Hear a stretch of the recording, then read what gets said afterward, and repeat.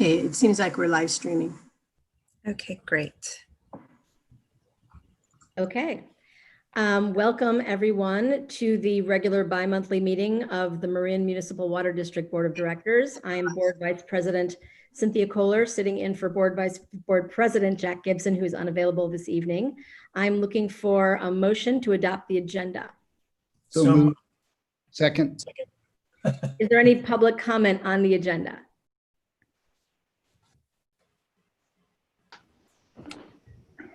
At this time, I do not see any public comments.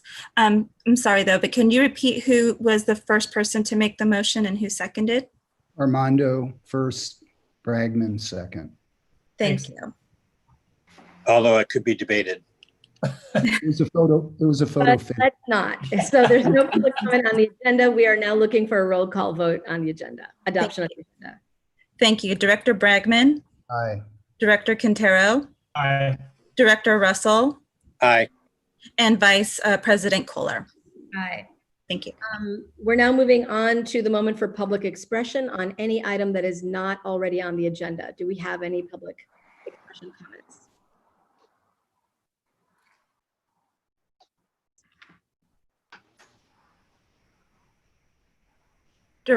Vice President Kohler, I do not see any at this time. Okay, that moves us on to directors and general manager announcements. I'll just go around. Director Bragman, Nothing at this time, thanks. Director Quintero, Nothing at this time. Director Russell. Nope. I will just very briefly announce, I guess, that I wanted to share with you that I was appointed this week to the US EPA's Environmental Finance Advisory Board. So that's a FACA committee that I'll be serving on for the next 2 years. So bring all of your environmental finance issues to me. Ben, did you have any general manager announcements? I do have a couple brief comments this evening. The first one, I wanted to share with the board that our employee, in fact, our only employee so far who has tested positive for COVID, is now out of the hospital and is feeling better. That's great news. And we have had no community spread from that incident. That reflects staff is really doing a great job following all the protocols. The second item I wanted to share is yesterday was the first day that Natalie Coffin Green Park, the road going down there, was closed to cars, pedestrians, and bikes in order to allow our contractor for the Ross Reservoir landslide repair project to safely haul material to the project site. The closure occurred yesterday and today without incident, and the operation is going to continue with the closure in place for approximately the next 4 weeks, from 7 a.m. to 4:30 p.m. Monday through Friday, and it'll be open in the following that period of time and on weekends. That's all I have. Okay, great to know about the staff, by the way. And so let me commend you and the executive team for your great work, and all the staff for pulling together. I know it's a very challenging time. This brings us to the consent calendar. I'm looking for a motion to approve.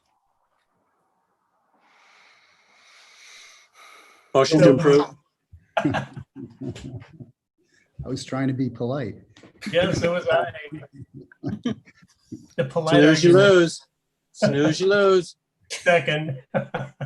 All right, did you get that, Terry? Yes, I did. Okay, then we're looking for, oh, sorry. Is there any public comment on the consent calendar? At this time, there are none. Okay, then we need a roll call vote. Sure. Director Bragman, Aye. Director Quintero, Aye. Director Russell, Aye.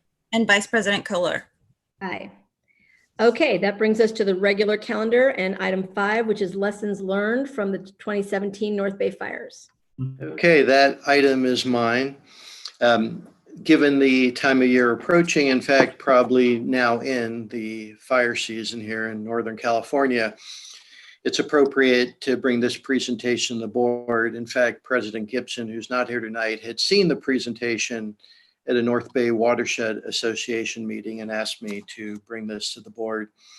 I've given this presentation a whole number of times at industry associations and water agencies throughout the US, and I'm always say yes when requests to give it. Of course, I would say yes here anyway, but I just wanted to share the reason is, and it's part of the context of this presentation, is unlike probably everything else we do in this industry, we learn from experience, often learn from mistakes, and natural disasters just don't come, fortunately, that frequent to build that level of expertise from learning as you go.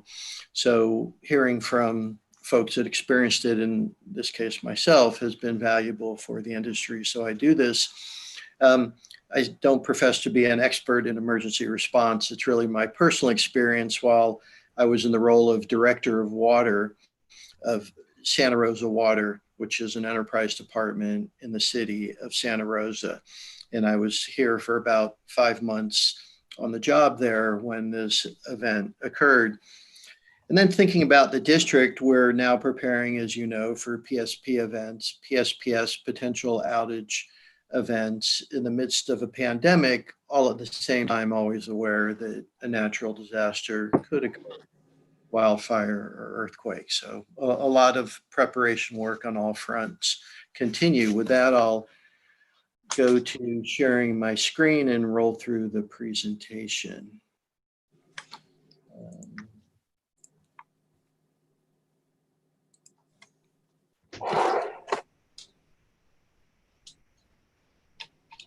Okay, so far so good. Santa Rosa Water really deals with all aspects of water, from wastewater to potable water to stormwater, flood control, an agency comparable to the size of the district in terms of staff. So this presentation, I'll roll through the fires themselves, the response, the impact, and talking about some of the lessons learned in all of this and the recovery, including a water quality contamination issue that we puzzled through for quite some time. First and foremost, this was a tragic and devastating event. Being there and seeing it hit the community, but also the staff that largely lived in the city in a very difficult way as we worked through this. The fire raged on and off for 4+ days. There were some tragic fatalities in the county and in the city. About 5% of the housing stock was destroyed, and just countless heroic efforts from the staff of Santa Rosa, including a whole number of people whose home burned down and showed up to work, or whose family evacuated, went one direction and they showed up for work. It was really just a privilege to witness that aspect of it. So the fires, I just have some photos that bring it a little bit home, at least for me. Every community has an iconic feature, and Santa Rosa had the round barn. And you just heard it a lot, go to the round barn and make a left, or, you know, this pub's by the round barn. And well, when that caught on fire, you just felt an audible gasp of everyone in the emergency operations center. And you actually just felt it from the community as well, in a way. It was just a very big moment. This is a photo of a Kmart complex, and the reason I'm showing it is just somewhat illustrative of what occurred from a water utility perspective. So if you imagine the fire approaching a Kmart or any other large commercial place or hotel where you have a maze of fire sprinklers, interior fire sprinklers, as the fire starts, the sprinklers kick on, and then in this case, the building burned down, and your feed line to your interior sprinklers, probably a 6-inch line, then was flowing unimpeded. So as you'll hear, throughout the fire, we lost pressure and lost water, of course, at a terrible time for firefighting. And it really took us quite some time to figure out what was happening and how to get pressure back into the system. This is a photo of, and you've may have seen some of this where the fire breached 101. So this is looking east as it was coming east to west. And when you see something like this, you realize the notion of fire breaks is at times just that, right? To just breach a freeway like that. And this is one of the devastating impacts. This is Coffee Park, kind of a bedroom community in the flats of Santa Rosa, never considered to be prone to wildfires. And you see the devastation. This is a photo of the Kaiser Hospital complex after the fire, which to share a moment during the fire, the fire chief, Tony, who is kind of right out of central casting, came into the emergency operations center, this very large room, and ash on his face. I mean, real deal, right? Kind of a cloud almost following him. And he looked around intently and looked my way and started to walk towards me. And I looked behind me and there was no one there. And he kept coming and I stood up, Tony. And he said, I need water. And this is like day 2, maybe day 3 of the fire. Said, Ben, I need pressure. We have to evacuate Kaiser Hospital and I don't have enough pressure. And, we scrambled and you can tell he was able to protect the hospital and see the evacuation through. But I'll tell you, that moment is something you'll never forget. So that's an overview in succinct way of what we went through for about 4+ days. So the response, every time I give this, it is impactful to me. So this, I tell folks, is probably the most telling slide of this whole thing, where responding to emergency is all about adaptive management.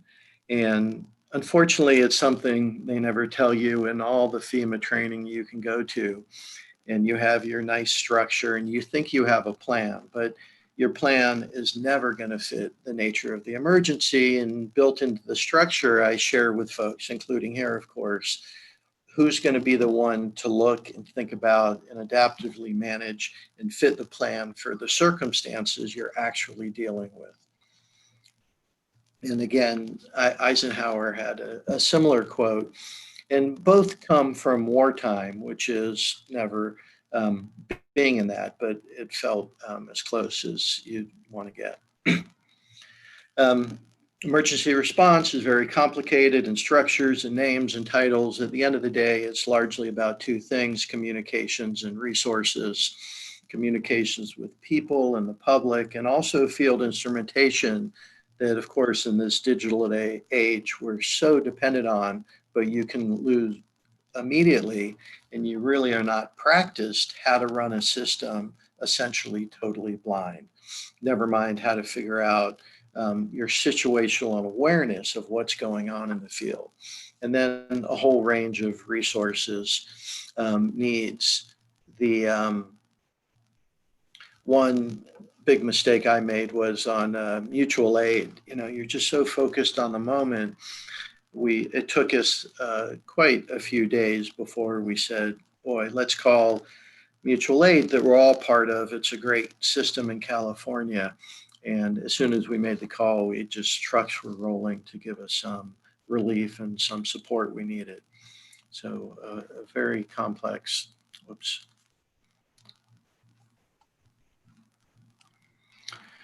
So some key lessons learned in terms of response, who's in charge. And this district, like most water utilities, are used to being in charge.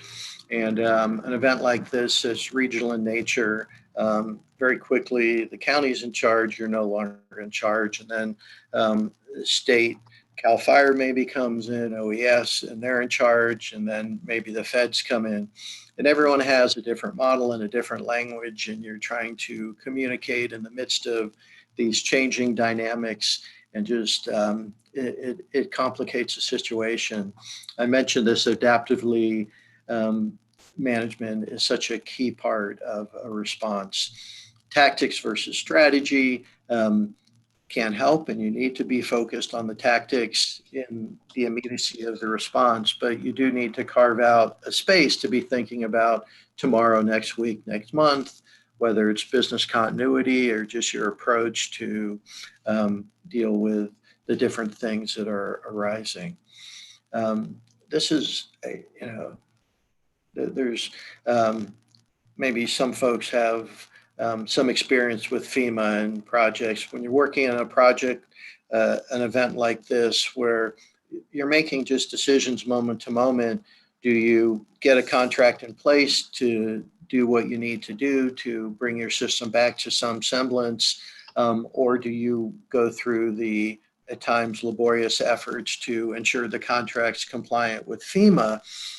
And if you don't have a FEMA compliant contract, you have no hope to get reimbursement.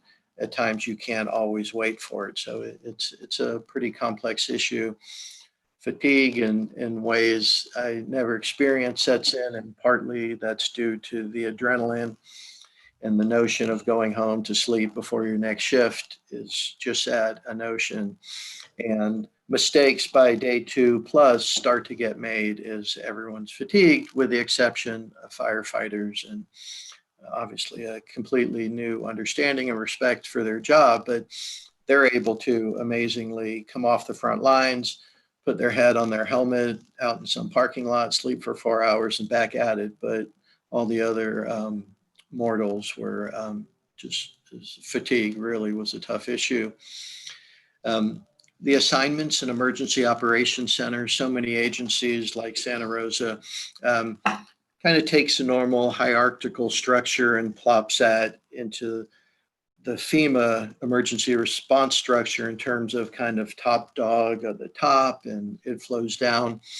And from my experience, it's could be a fundamental flaw versus looking at skill sets. And really the operations folks are, in what I saw pretty across the board, are most adept at the actual response. And part of that is they're practiced at making day-to-day decisions, whether it's a main break and just responding to emergencies. And we're trying to work that into our model. Again, regional priorities and resources kind of get into who's in charge. Just because you think it's important, it may or may not be to the overall as the incident command structure changes with the state and the federal agencies coming in. So when they come in, it's like the cavalry, and you're glad to see them because they bring resources and knowledge and expertise, but don't get in the way of the cavalry, right? So mutual aid, I mentioned the key component as an aspect of these sorts of events. And I do share role of electeds as something that was a dynamic, and we struggled a bit, but obviously a key part you need to think about in your design, what is a role. And in our experience, after a couple of days, their role, it may sound light, but it really wasn't, was somewhat of a cheerleader for staff, and they would come in and talk to staff and at times serve food and that kind of stuff, just to keep the morale and energy going. And it was great. I put FEMA here. I could put this whole slide could be FEMA because it's a dominating issue in a response like this. So in terms of damage, a wildfire, most of our infrastructure is below ground pipes and largely unharmed. This is a water tank. You couldn't even tell the fire raged right through it. It was filled with 500,000 gallons of cold water, and that was a heat sink that protected it from the fire.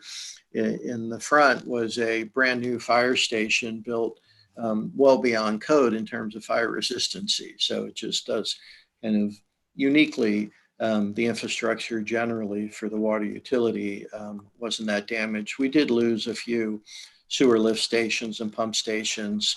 The crews were able to get out there very quickly with portable pumps and portable generators and kind of just get stuff going until we went through a rebuild process.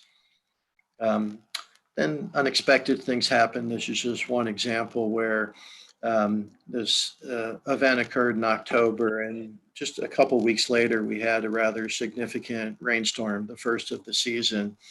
And the sinkholes were appearing all over where the fire had raged. And it took a little while to figure out what was going on. But it turned out our storm drain pipes there were made of HDPE, a plastic that's really industry standard for storm pipes. And for the most part, with all the creeks similar to here, the storm drains had kind of an extension that went into the creek. And as the fire raged up the creek, the plastic pipes caught fire and just burned all the way. So when the rain came, obviously there was no pipe, and we started getting these sinkholes everywhere. So that was another unexpected and pretty mad scramble replacing these pipes for the upcoming wet weather season. And we did have some minor damage to hydrants and some above ground meters and valves, some service lines that were really the only pipes that were damaged. They're the closest to the surface of the piping system. And there was a contamination issue I'm going to touch on in a minute.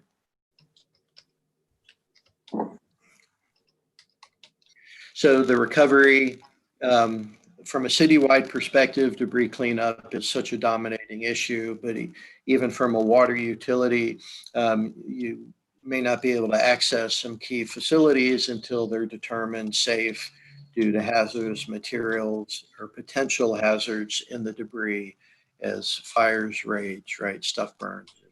You can get a lot of concern about that, but it was not trivial in the need to get out there yet, being directed that we weren't able to. A real focus on rebuilding our infrastructure, of course, FEMA compliant to the extent.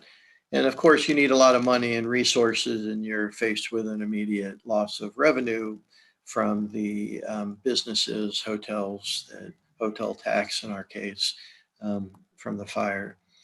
And then you have watershed post-fire concerns, potential landslides, mud flows, that sort of things that can impact the community. And for us, we'd obviously be thinking about our drinking water reservoirs. And then there was just residual issues with fire-related contamination in the water system I'll touch on in a moment. A lot of rebuild coordination, of the many interesting things, the rebuild process. I mean, the typical building plan review process and even going through our system can seem long and frustrating to customers. Santa Rosa was able to turn that on its head and turn what could be a 6-month affair into days at times. And it just really able to streamline that. So transitioning to the water quality issue we had during the fire where we lost system pressure, we issued do not drink notices. As soon as we did the BACT analysis, we were able to lift those. So we didn't have any contamination. But after some evacuees came back, and this is an area called Fountain Grove in Santa Rosa, we had a very unusual taste and odor complaint. Staff went out there, saw a sheen on top. We analyzed it and found hydrocarbons in a very, very significant way. These are, if you can see on the right, benzene numbers, color coded. And I believe the regulatory limit is 5 and 10, something like that, state and federal. And you can see we had areas that were over 500 with benzene, and benzene was only one of a whole number of constituents that we were found in the water. We were fortunately able to isolate this area. They had a advisory in place for just about a year. Do not drink, do not boil, do not take hot showers, don't wash dishes in hot water. It created, as you can imagine, a lot of difficulties and disruptions for about 300 residences. Some had burned down, the 350, but there were still some surviving houses where people were living in. We instituted kind of a principle-based approach to the investigation, absolute transparency that sounds, and it is absolutely the right thing. Sharing on our website all the constituents that were in the water, really alarmed, as of course, the residents within that and throughout the whole city. We went to hundreds of community meetings over the year, big and small, to continue to talk about this issue, data-driven, and there were a lot of pushes, of course, by the community and to some extent politically to take some quick action and just replace all the pipes in the system. In the hope, anticipation, it'd be reimbursed by FEMA. We were able to, as you'll hear, not have to do that and also be adaptive and follow the data.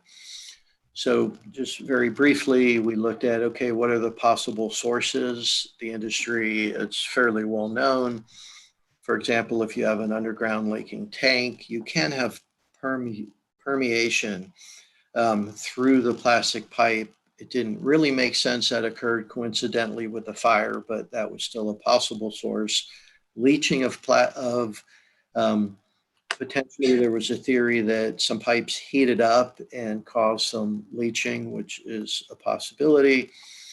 And then a potential backflow. Was there some, refueling effort that got into the system directly? Atmospheric or other foreign materials got in through a pressure relief valve.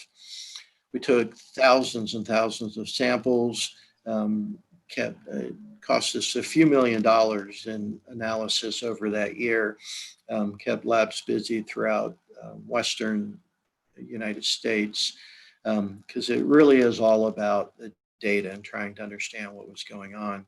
We took soil samples to rule out the old fuel tank, that kind of thing.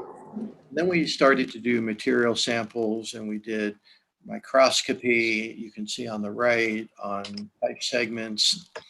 And we were getting, we thought, some positive indications from flushing. We were doing a lot of flushing of the system. When in doubt, flush. And running clean water through the pipes, right?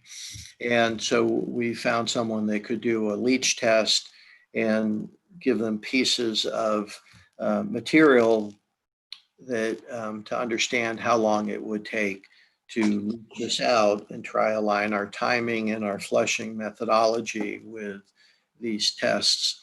Ultimately, the source was essentially homes that burned down. If you think about throughout your house, every faucet, dishwasher, but if you think about the faucets have plastic washers, some are, just mostly plastic nowadays. As those burned and our system lost pressure, which allowed backflow from the contaminated water in the homes to come back into our system.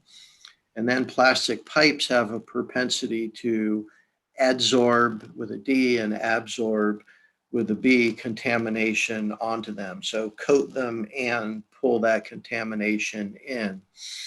And service lines were the predominant source. But by flushing, we were able to start to see trends coming down. And we did do some targeted replacement of service lines and some mains, and were able to really resolve the issue through this effort that went on about a year. So, summary, adaptive management. I mean, there's a lot here. Key to emergency response. This one size fits all in a way. FEMA emergency response structure does take tweaking to fit a particular agency and company, as well as during the actual emergency. Routine drills are essential to preparedness. And then lessons from the contamination. And we shared this, for example, with Paradise and others. Flush, and unfortunately, Paradise, for a whole lot of reasons, didn't take it. And they were faced with wholesale pipe replacement and sample for organic contamination and maintain public trust and confidence, obviously, when you have a water quality issue of this magnitude. And now the state of California and US EPA is instructing communities when they have a large fire to immediately do hydrocarbon sampling that before the Santa Rosa effort had never been identified. And truly, we would never have understood all this, but for that one taste and odor complaint that came in. So, that's my presentation. If there's any comments or questions or. Amazing. Yeah. All right. Thank you, Ben. That was, I have a question, Cynthia. I have a question. Ben, did you say you guys thought that the VOCs came back through the system from the houses? Is that what I heard you say? Yeah, so if you think about it, you have a big 3-story house or something like that, and you have water in the pipes, and all your fixtures burn, and as they're burning, you burn plastics, you get all Yeah, kinds sure. of toxics, and that flowed back into, and most of it was pulled out in the service line. So then, but we had contamination through this whole neighborhood. And that neighborhood was one of the neighborhoods where we did get a significant loss of pressure for an extended period. So it's not, I'd say, Larry, 100% conclusive, but all things align that was Mhm. ultimately. Well, that's interesting. So you were unable to supply water, and basically that was the root issue. It had the water flowed normally, right? Right. It would have just been spurting like the gas. It's spurting out everywhere, right? Exactly. Yeah, It was that's pressure interesting. loss combined with this issue. Exactly. Yeah. I told you I worked at that Catholic school, St. Rose or something like that. And that's the one where the sprinklers came on, the water went off, then the water came on, and they got drowned by the sprinklers, because they had all opened, but they never got closed off. It was a little tricky.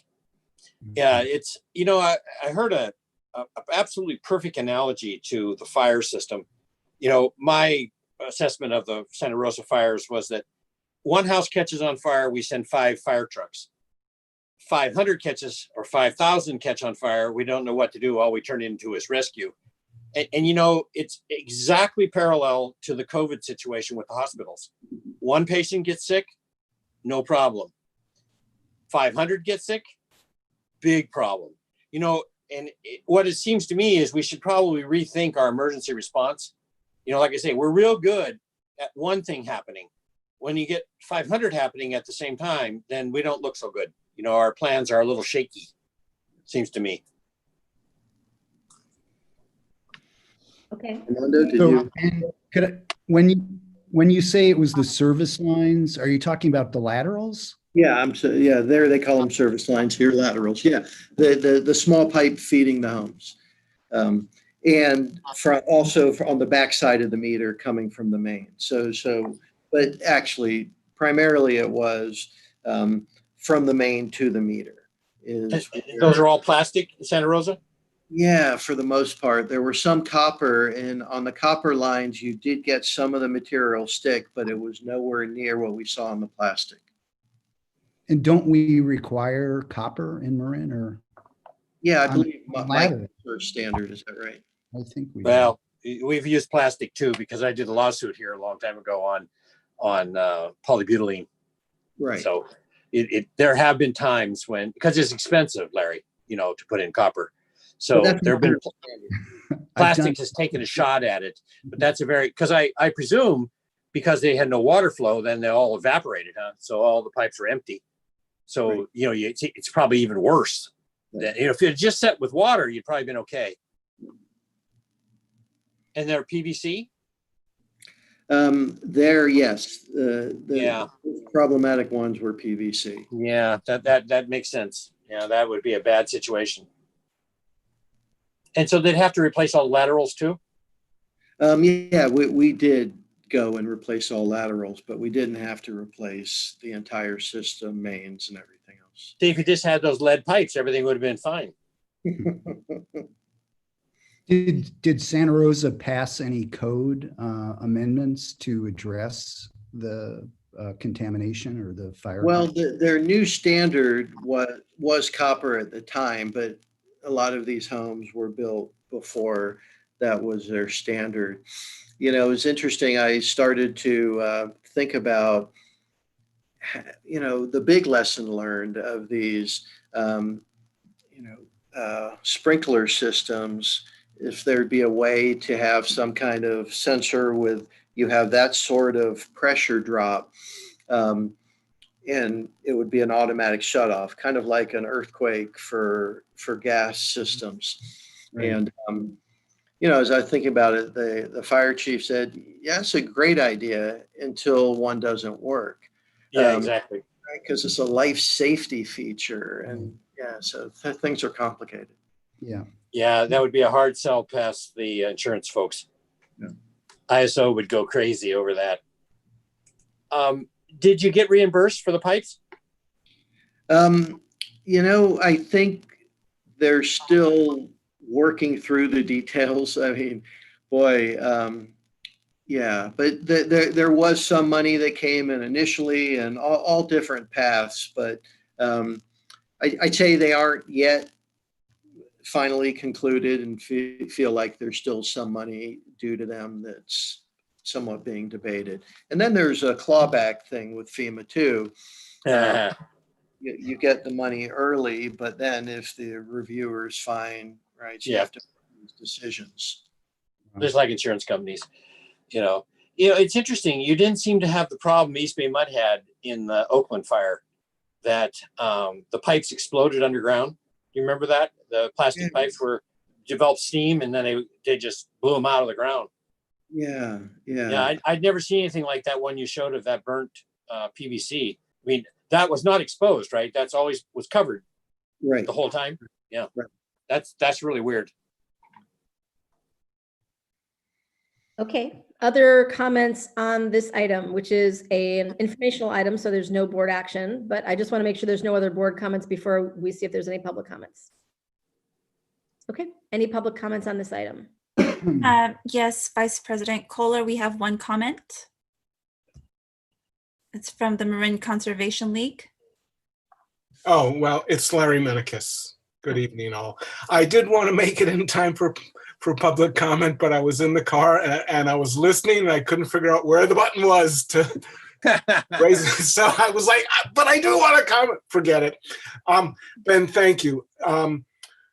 That was an excellent presentation, and it's so invaluable to get it from your personal perspective, and we need that here. And I'm thinking, oh my God, I'm the only one commenting tonight. On top of it, I'm thinking we have to have hundreds or maybe thousands of people be able to see this. So, I'm working with the MWPA. I'm part of the Bell Coles group. We're the steering committee on putting this all together. And we're working with Fire Safe Marin. We're doing a lot with creating videos. And so I'm going to pass this on so that they see your video, and somehow we want to incorporate this. We need to get more people to see what you just presented. That it's just because it's real. This is what happened. This is what we went through. This is what happened on day 2, on day 3, no one knows, no one understands what we're facing, and you have been through it, and Santa Rosa has been through it, and we have to keep reminding the community of what is going to come and how it is so important that we all prepare. And on that, again, I'll leave it at that. Thank you so much. Thanks, Larry. My pleasure. Any public comment on this item? I have no more public comment on this item, but I would like to mention that emailed comments on non-agenda items were provided to the board and will be posted on the website later. Great, thank you. Okay, if there's no objection, I'm going to move on now. And thank you again, Ben. It really was extraordinary. And I just want to emphasize Larry Minika's point. I think the more that we can make this available to the public through the website or other means, I think that would be great. So we're going to move on to item 6, the Azalea Hill Trail Restoration Project update and funding agreement. Good evening, board members. Sean Horn, Watershed Resources Manager. We put together a brief presentation on this item for you tonight. So we'll go over the project and the status of the project to date, and then also the status of our funding from the EMIG Trust to help us fund one of the more significant structures on the project over the Bone Tempe Creek from Bullfrog Road. So give me one moment and I'll open the presentation.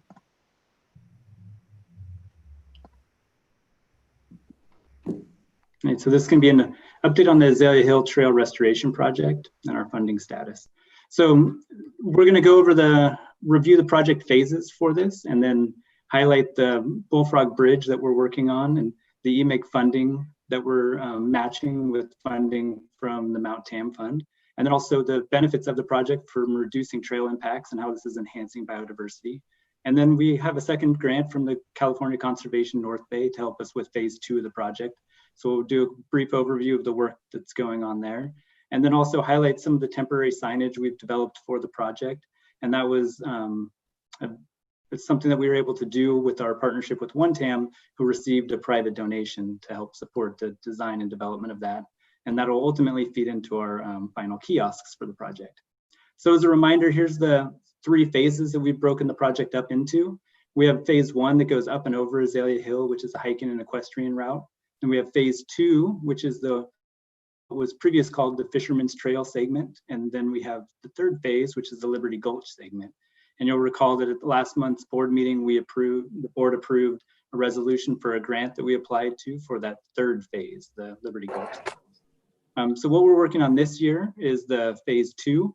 We've got CCNB currently working with us, and then we were also working on the bridge, which is going to be located at the intersection of that yellow line and that green line that'll take us from Bullfrog Road over Bontempe Creek and to Azalea Hill proper.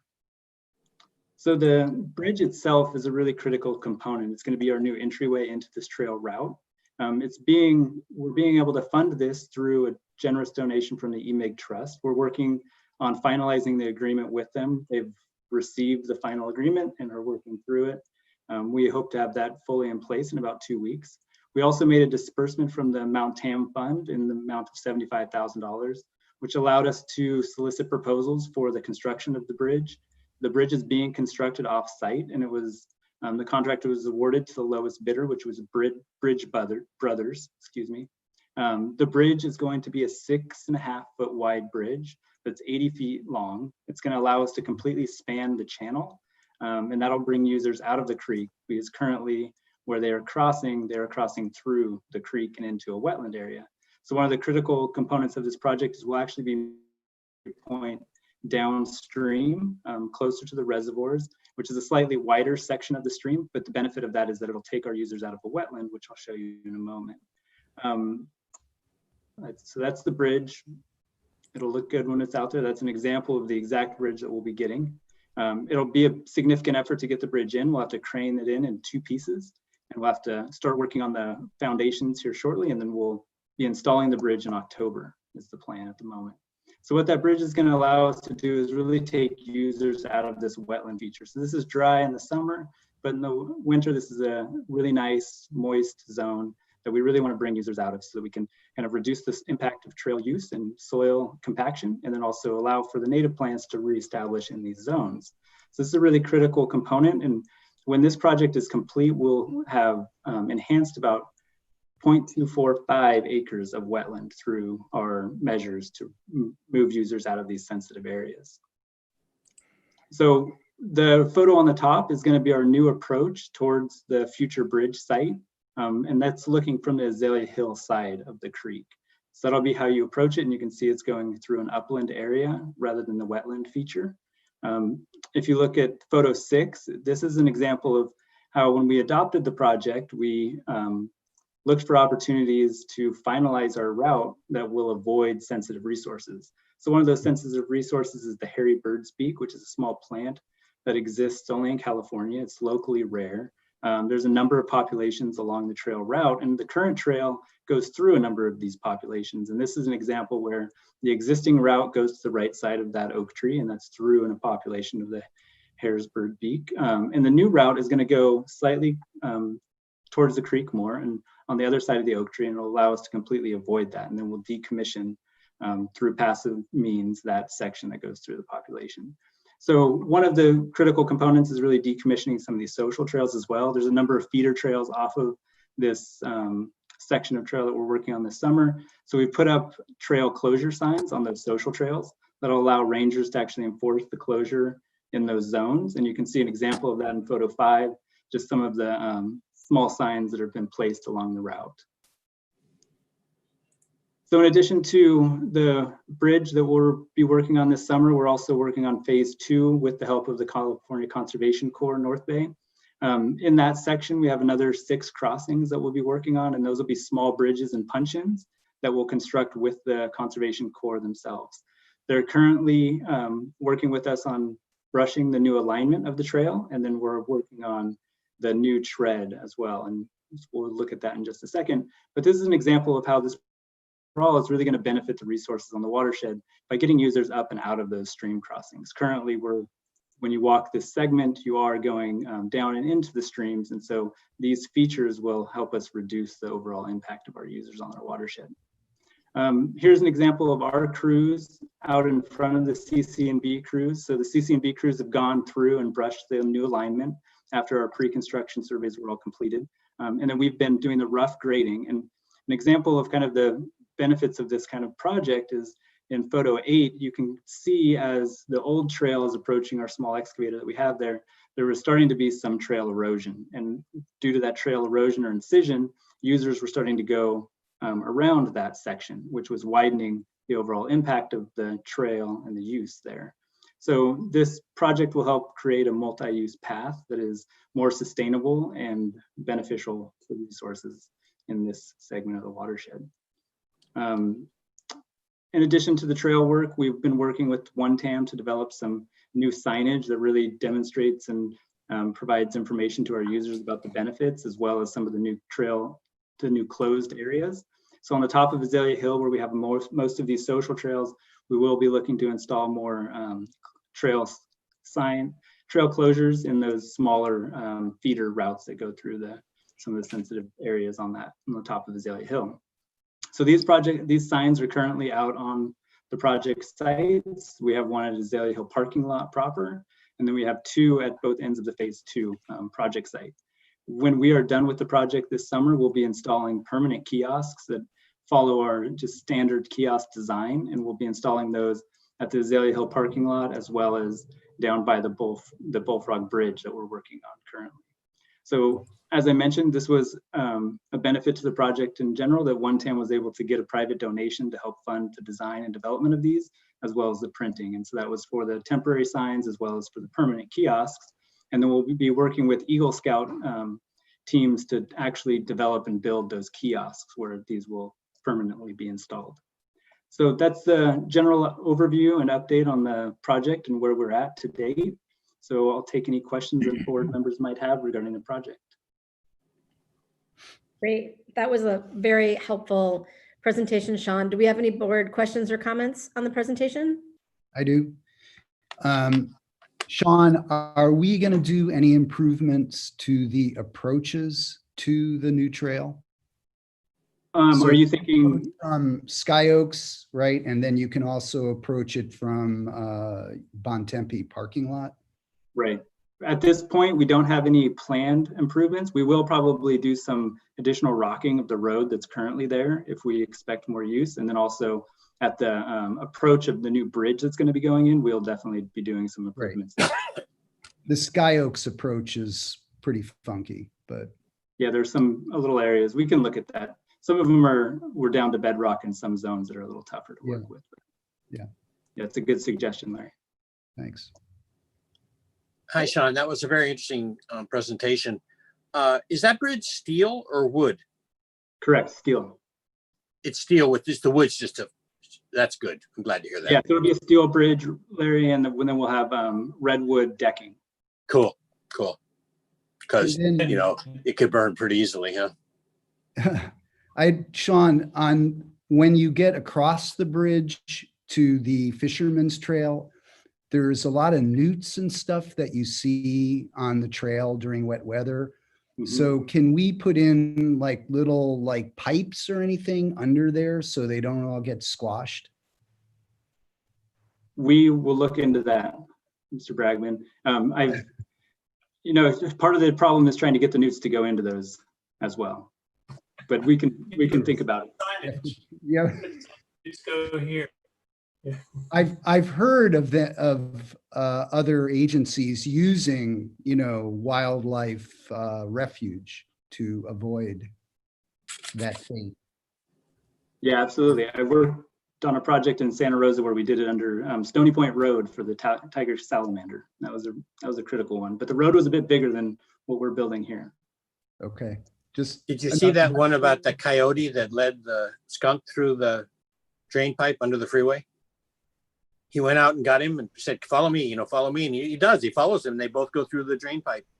And One then of the things we ran into, which could well happen here, is the last time I did something like that, Fish and Wildlife required us to put lights in the tunnel. Just FYI.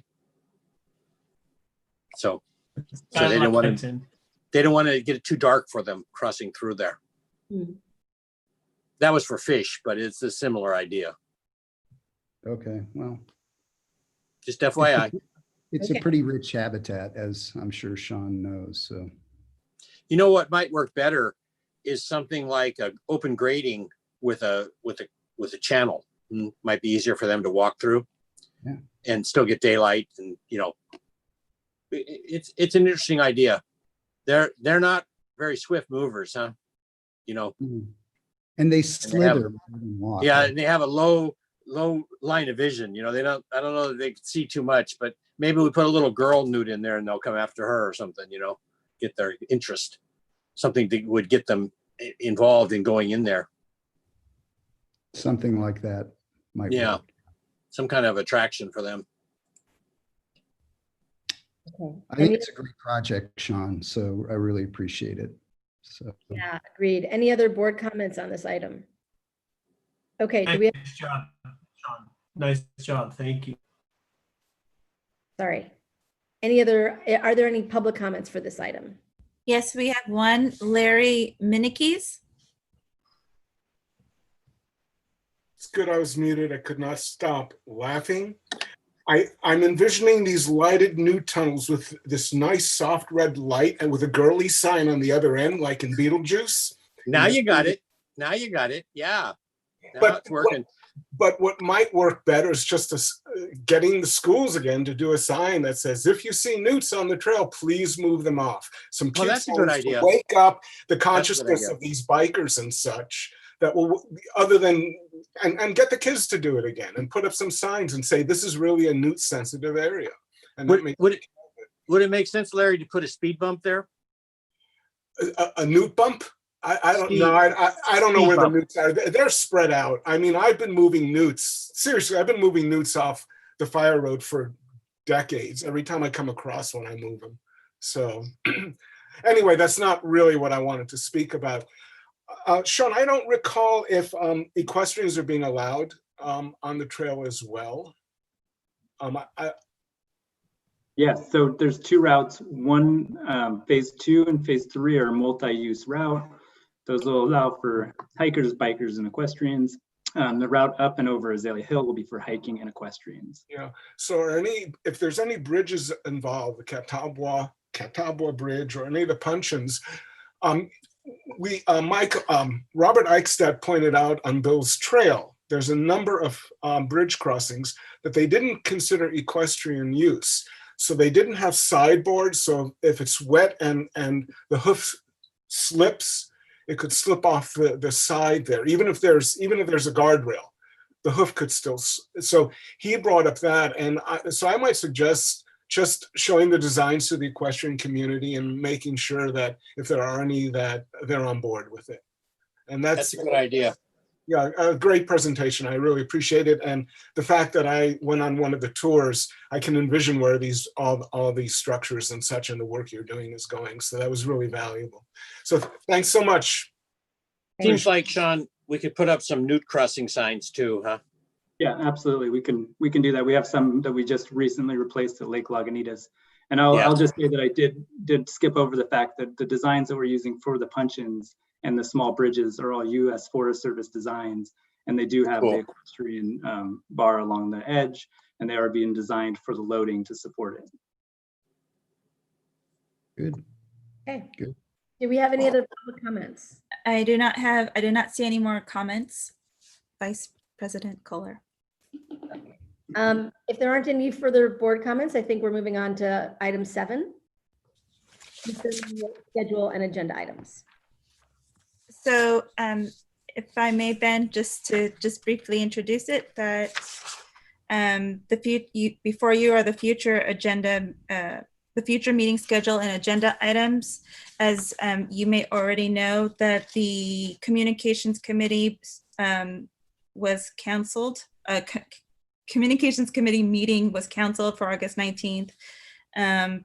But your upcoming items are your regular bi-monthly Board of Directors meeting on August 18th, your Operations Committee on August 21st, your Finance Committee on August 27th, and then again, you'll have your regular bi-monthly in September 1st. Are there any Director questions? Kohler, Sorry. Director Kohler, Jeannie will coordinate with you and talk about the items and if we want to reschedule that or try and fit them into other meetings, but she'll have a conversation with you as committee chair. Yeah, that sounds great. We'll do that. Perfect. All right. Any board comments on this item? Any public comments on this item? There are no public comments on this item. Then I believe we are concluded at the end of our agenda and we are adjourned. Cool. Everybody. Thanks. Thank you. Yeah. Good night. Bye, everybody.